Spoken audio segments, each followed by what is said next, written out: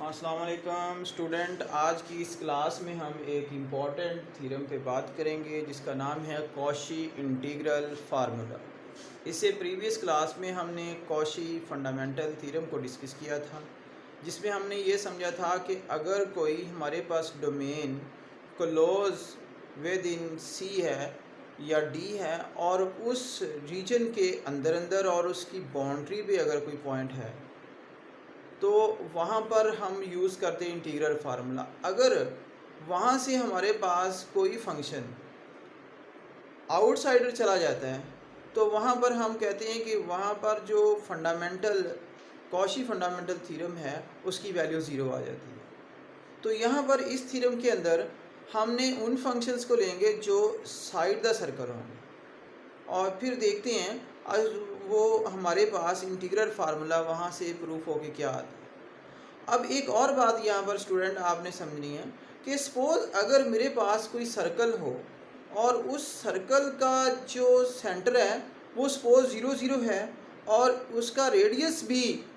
उस सेंटर के करीब करीब है। सपोज़ अगर मैं उसको एप्सिलॉन लेता हूँ, epsilon very very small value, तो उसका रेडियस क्या होगा, वेरी स्मॉल। तो उस वेरी स्मॉल से हम किस तरह फंडामेंटल इंटीग्रल फार्मूले को स्टेप बाय स्टेप प्रूफ कर सकते हैं। तो आइए सबसे पहले हम देखते हैं इसकी स्टेटमेंट। तो Cauchy integral formula if f of z is analytic on N with close control C. जैसे मैंने ये एक क्लोज सिंपल कनेक्टेड ये मैंने एक कर्व ड्रा किया है, इसको सिंपल कनेक्टेड कर्व कहते हैं। क्या कहते हैं इसको? सिंपल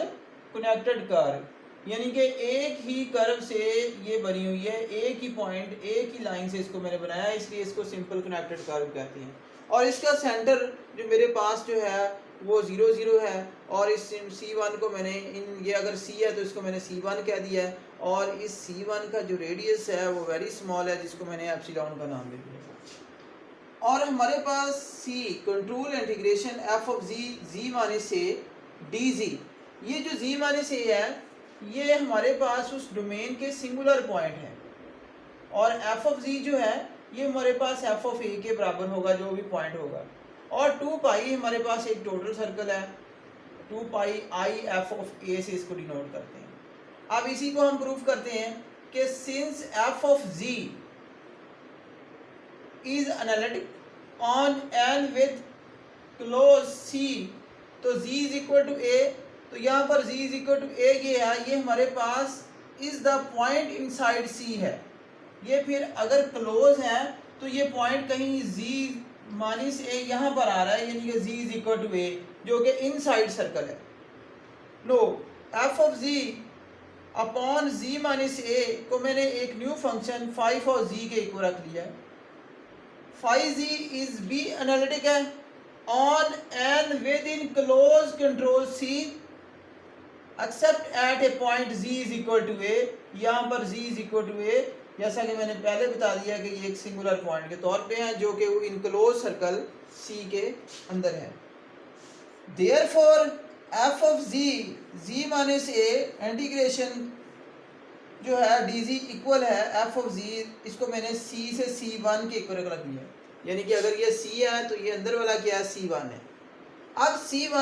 c से c1 में हमने इसमें से ये कंसीडर कर लिया कि जो c1 है वो i है, f of z minus a। अब f of a z minus a c1 plus f of z minus f of a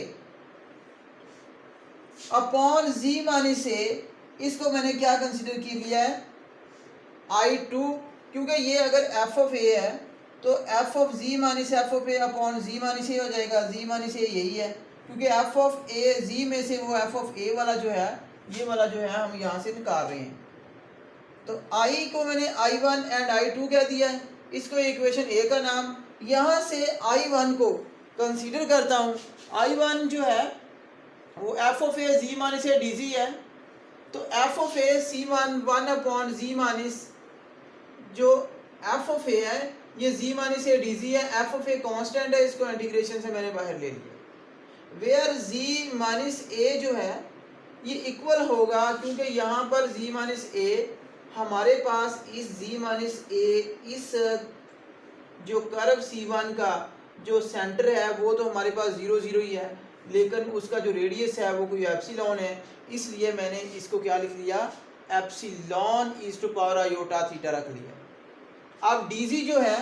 अब हमने इसका डेरिवेटिव लेना है, तो is to power iota theta as it, और आयोटा शुरू में आ जाएगा, एप्सिलॉन चूंकि एज ए कांस्टेंट है, और ये डी थीटा हो जाएगा। अब ये जो एरिया है ये एक सर्कल है जो हमारे पास 0 less than theta less than 2 पाई के बिटवीन है, तो I1 एफ ऑफ ए, इसकी लिमिट क्या होगी 0 से 2 पाई,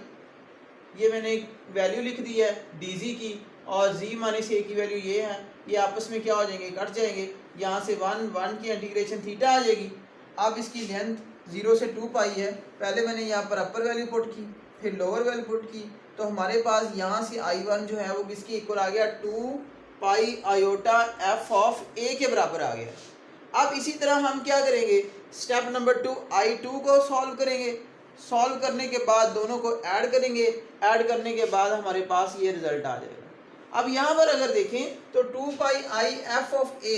फर्स्ट जो मैंने कंसीडर किया था C1, उससे भी ये रिजल्ट आ गया, तो हम I1 को लिख सकते हैं ना f of ji minus a d z, और एफ ऑफ जी जो है वो हमारे पास एफ ऑफ ए ही है, जिसको मैंने एफ ऑफ ए का नाम दिया है। अब हम सबसे पहले स्टेप नंबर 2 यानी कि C2 की जो वैल्यू है C1 से I1 से I2 हम अब फाइंड करते हैं।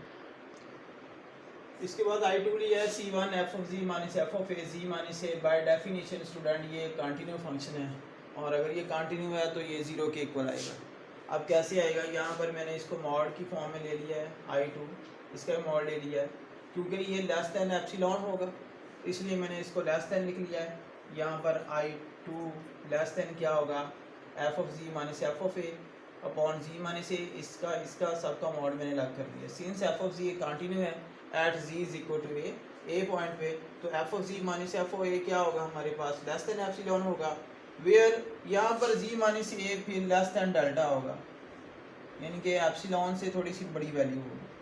एंड C1 dz जो है वो फिर किसके इक्वल आएगा, 2 पाई एप्सिलॉन, क्योंकि यहाँ पर स्टूडेंट जो हमारे पास रेडियस है वो हमने पीछे डिस्कस किया कि वो एप्सिलॉन है, और जो उसका सर्कमफ्रेंस है वो क्या आपके पास 2 पाई है, और जो एप्सिलॉन है वो अप्रोच किसको करेगा 0 को, तो हमारे पास फिर I भी अप्रोच किसको कर देगा, I2 भी 0 को, तो यानी कि इसकी लिमिट क्या हो जाएगी 0 0, क्योंकि फंक्शन एनालिटिक है। तो हमारे पास बाय कंडीशन ए के मुताबिक जो हमने लिखी थी कि I इज इक्वल टू ए की वैल्यू जो हमने क्या निकाली थी I1 की 2 pi iota f of a, और प्लस ये सारे का सारा फंक्शन क्या होगा 0 हो जाएगा, क्योंकि इसकी लिमिट जो है वो एग्जिस्ट कर गई है 0 को। तो बाकी हमारे पास जो I है वो किसके इक्वल था, C f of ji upon ji minus a d z, ये किसके इक्वल आ गया 2 pi iota f of a, और अगर मैं यहाँ से एफ ऑफ ए की वैल्यू निकालूँ तो इसको 2 पाई आई को इस साइड पर डिवाइड कर दें तो एफ ऑफ ए जो है वो किसके इक्वल आ जाएगा 1/2 pi control C f of ji upon ji minus a d g, hence proof. तो ये हमने स्टूडेंट प्रूफ कर लिया है कॉशी इंटीग्रल फार्मूले को भी, कि कॉशी इंटीग्रल फार्मूला में क्या है कि कोई फंक्शन है वो विद इन क्लोज कर्व सी है, और वहाँ पर फंक्शन जो है एनालिटिक है। अगर फंक्शन एनालिटिक है, अगर वो सर्कल इनसाइड है यानी कि सर्कल के अंदर अंदर है, तो वहाँ पर उसका रेडियस हमने एप्सिलॉन लिया, और जो उसका सेंटर है वो हमारे पास C1, C से C1 पर सेंटर जो है इसका वो 0 0 है, और रेडियस हमने क्या लिया एप्सिलॉन। बाय डेफिनेशन जब हम उस पर कोई लिमिट अप्लाई करते हैं कि अगर वो कंटिन्यू है किसी function approach z is equal to a पर, तो वहाँ पर जो एप्सिलॉन है वो वेरी स्मॉल है, वो इक्वल आ जाएगा 0, एंड डेल्टा भी स्मॉल वैल्यू में 0 के इक्वल होगा। तो यानी कि हमारे पास I2 वाले पूरी की पूरी वैल्यू किसके बराबर आ जाएगी 0 के इक्वल। तो इसको जाके हम बाय इक्वेशन ए में पुट करेंगे, बाय इक्वेशन ए में I की जगह हमारे पास 2 पाई आई एफ ऑफ ए आ जाएगा, और I2 हमारे पास 0 है, हेंस प्रूफ। इसमें हमने यही प्रूफ करना था। अब इससे रिलेटेड हम देखते हैं एग्जांपल। एवेल्यूएट एग्जांपल है कि control C z square minus 4g plus 4g plus iota d z, where C is the circle, c equal to 2 क्योंकि यहाँ पर सिंगुलर पॉइंट माइनस आयोटा आ जाएगा। तो वो कहता है ये एक सर्कल है जिसका आपके पास रेडियस क्या है 2 है, तो ये इनसाइड होगा, इसलिए यहाँ पर फिर हम कॉशी इंटीग्रल फार्मूला को अप्लाई कर सकते हैं। तो जी का स्केयर -4g प्लस आयोटा, तो ये वैल्यू लिख दी, इसको मैंने प्लस को माइनस माइनस फॉर्म में लिख दिया। Here g not minus iota के इक्वल है, बिलोंग टू हमारे पास control integration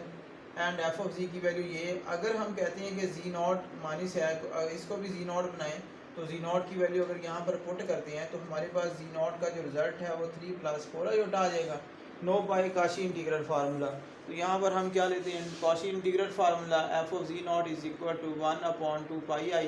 control C f of ji minus z naught. यहाँ पर मैंने इसकी वैल्यू पुट कर दी है, यहाँ पर जी नॉट की वैल्यू है। आगे इसको आप सिंप्लीफाई कर सकते हैं, तो ये हमारे पास क्या होगा, इन साइड द सर्कल आएगा, क्योंकि हमारे पास ये अगर 2 है तो ये -2 है, क्योंकि इसके जो रेडियस है वो